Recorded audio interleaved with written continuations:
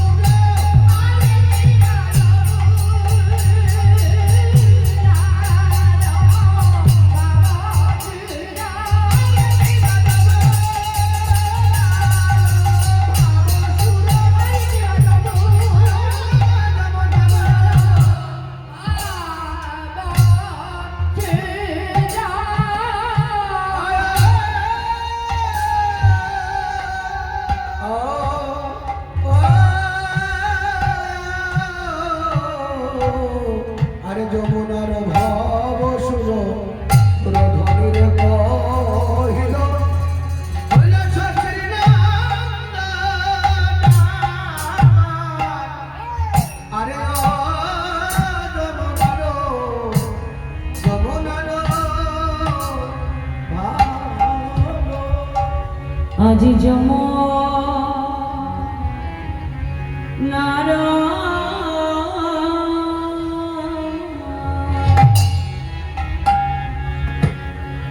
ভাব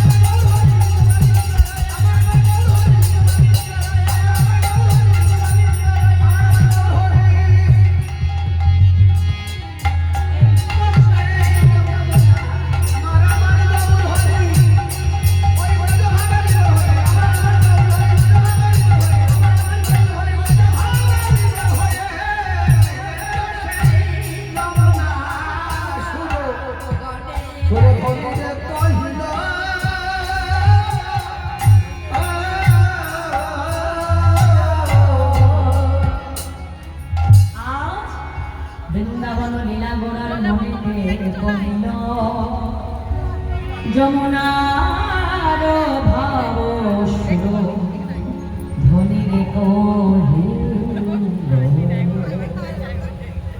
আজ বৃন্দাবন লীলা করার মনেতে পড়িল যমুনার ভাব সুর ধ্বনি রে কহিল।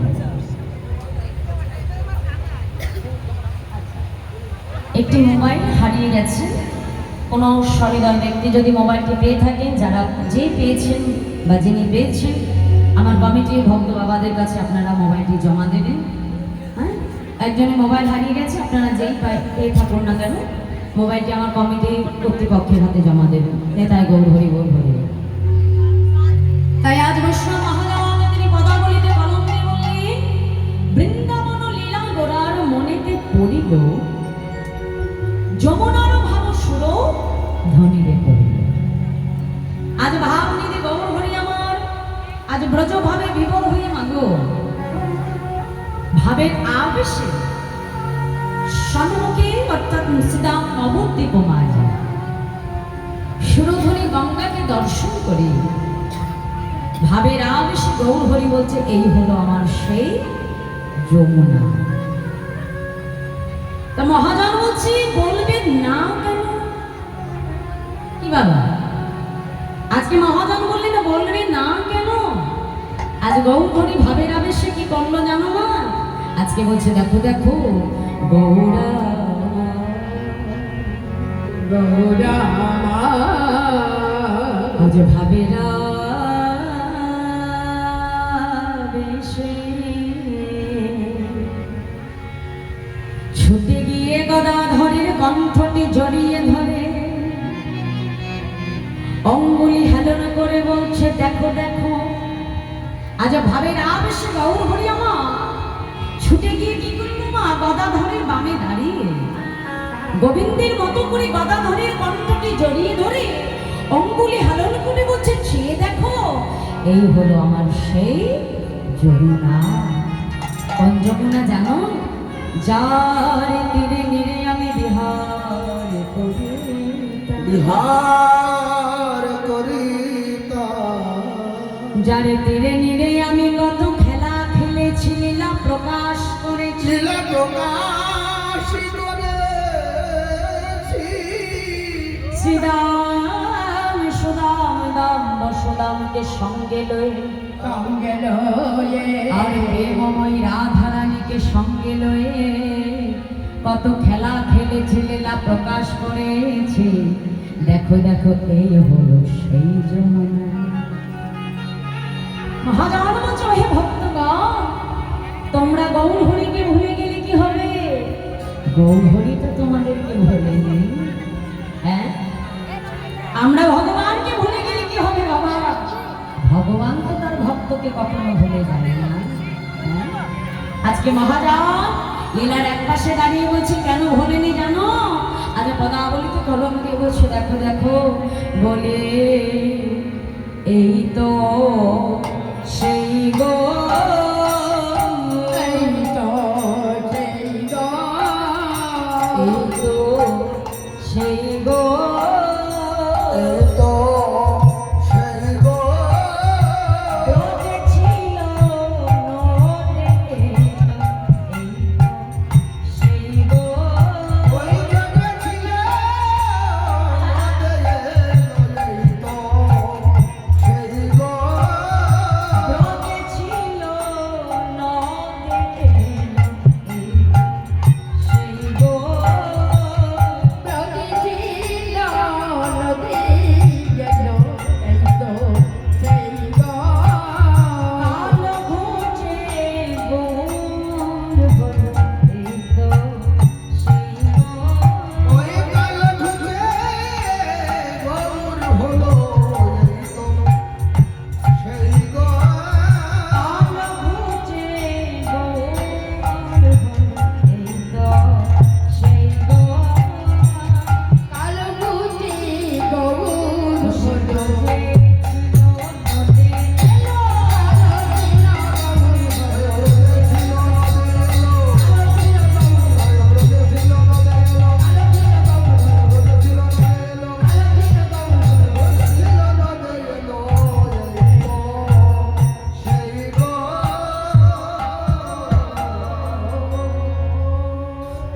তাহলে কি বললো মায়েরা?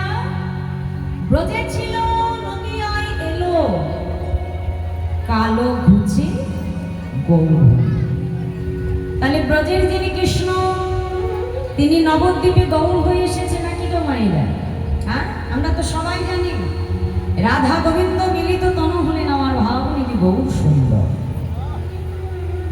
গৌর হরির যে মূরতি, যে অঙ্গ কান্তি আমরা দেখতে পাই, আচ্ছা তার ভেতরে কোথাও কি কোনো কালো বরণ আমরা দেখি মাইরা?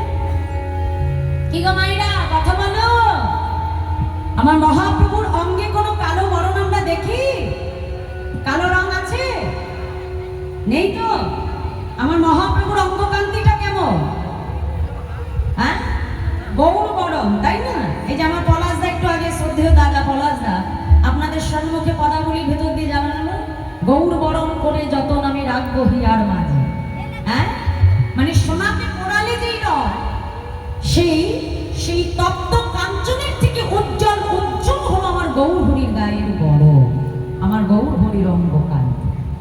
তাহলে কালো বর্ণ তো আমরা কোথাও দেখতে পাই না, তাহলে আমার গৌর হরির কালো রংটা গেল কোথায়? না, হ্যাঁ, কালো রং কি ভুল করে গৌর হয়ে গেল? না মা, আমরা মহাপ্রভুর যে অঙ্গকান্তিটা দেখি, অর্থাৎ আমার মহাপ্রভুর দুটো ভাব, কখনো রাধা ভাব, কখনো কৃষ্ণ ভাব।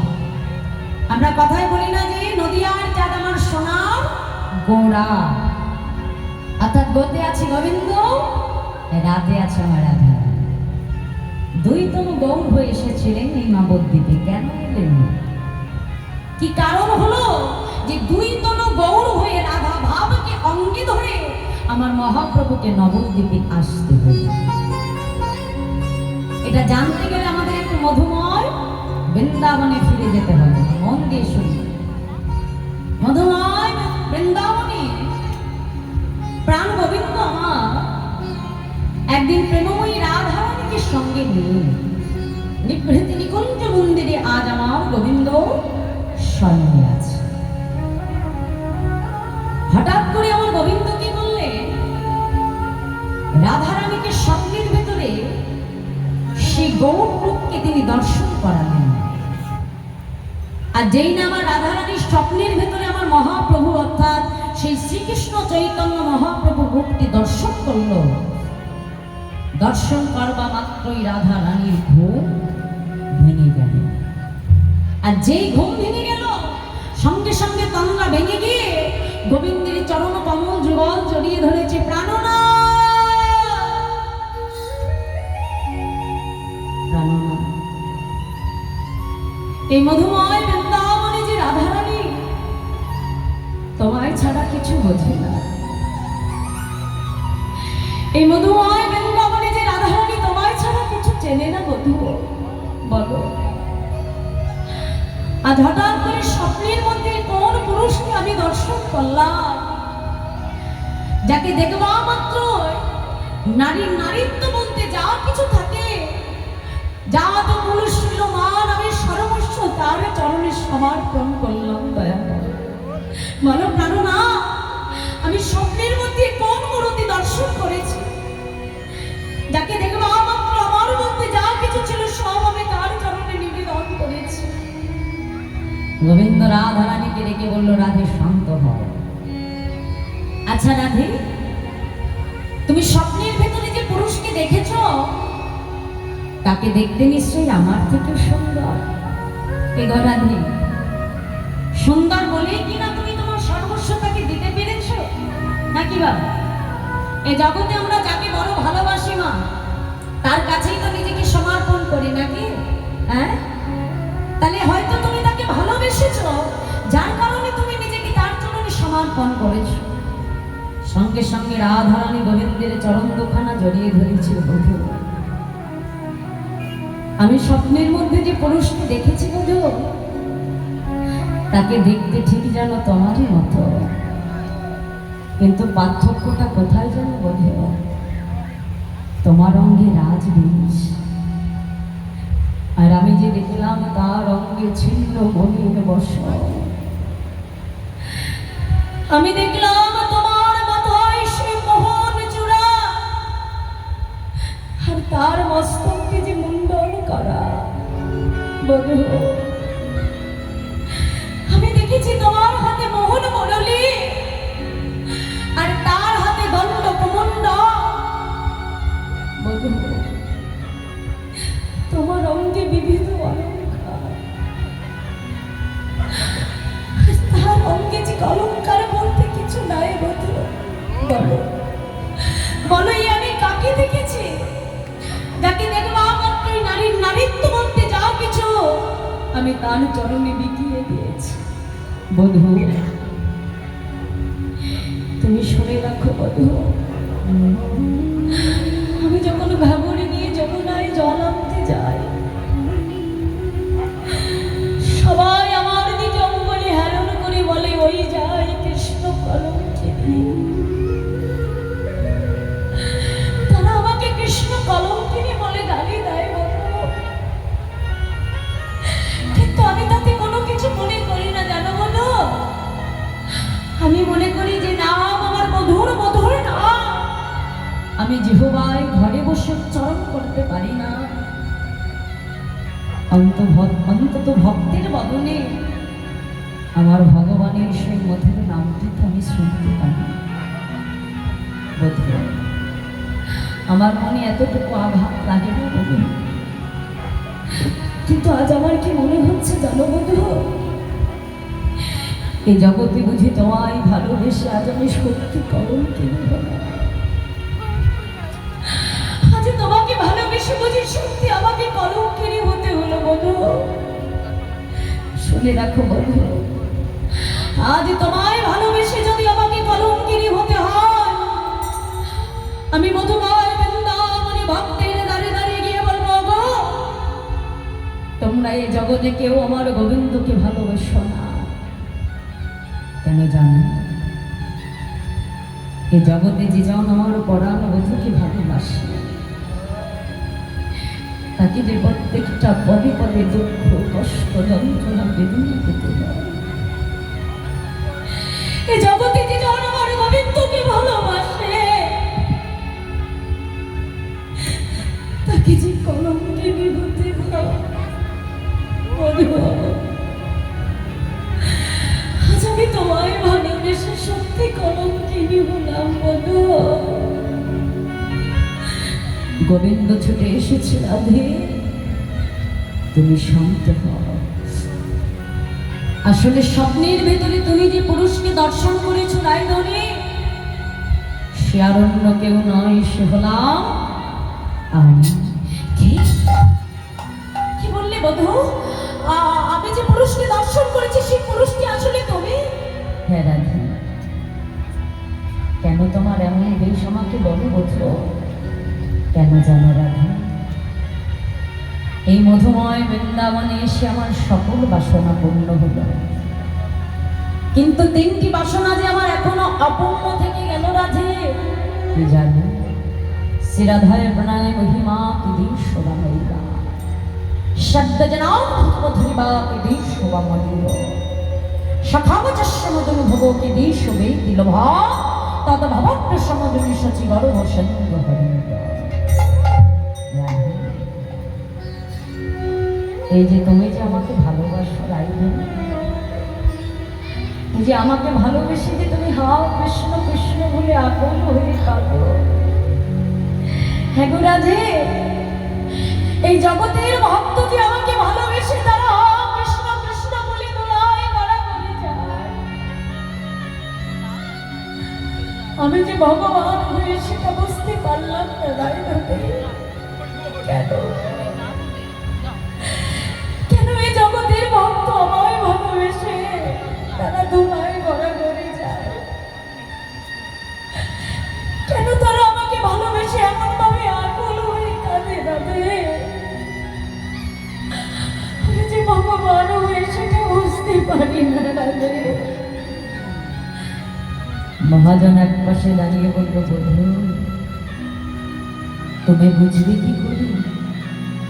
বুঝবে তুমি সেই দিন যেদিন তুমি তোমার ভগবত্তা জ্ঞানকে দূরে সরিয়ে রাখতে পারো। মা দেখো, সন্তান যখন ঘরের বাহিরে থাকে মা, সন্তানের জন্য পিতামাতার অন্তরে একটা দুশ্চিন্তা কাজ করে নাকি মা?